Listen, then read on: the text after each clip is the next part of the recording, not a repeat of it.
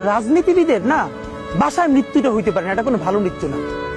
যিনি রাজনীতি করেন, যিনি লড়াই করেন, যিনি বিপ্লবী, যিনি সংগ্রামী, তার মৃত্যুটা হবে একটা সংগ্রামের মধ্য দিয়ে, একটা রাজপথে, একটা গ্লোরির মৃত্যু।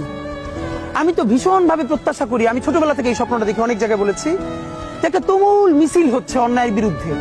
সেই মিছিলের সামনে আমি আছি, কোনো একটা বুলেট এসে আমার বুকটা হয়তো বিদ্ধ করে দিয়েছে, এবং সেই মিছিলে আমি হাসতে হাসতে আমি শহীদ হয়ে গেছি।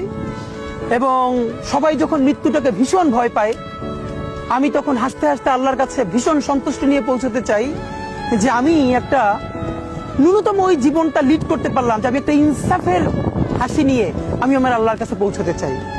সুতরাং আগামী 50 বছর বাঁচলাম, কোনো ইম্প্যাক্ট তৈরি হলো না আমার দিয়ে, দেশের জন্য, রাষ্ট্রের জন্য, উম্মার জন্য, জাতির জন্য। কিন্তু আমি ধরেন 5 বছর বাঁচলাম, সেটার মধ্য দিয়ে যদি আগামী 50 বছরের ইম্প্যাক্ট তৈরি হয়, তাহলে অনেকদিন বেঁচে থাকায় কি সাফল্যের বলেন? শহীদ প্রেসিডেন্ট জিয়াউর রহমান কয়টা দিন বেঁচেছেন, কিন্তু ভাবেন আজকে পর্যন্ত উনি আমার অনুপ্রেরণা।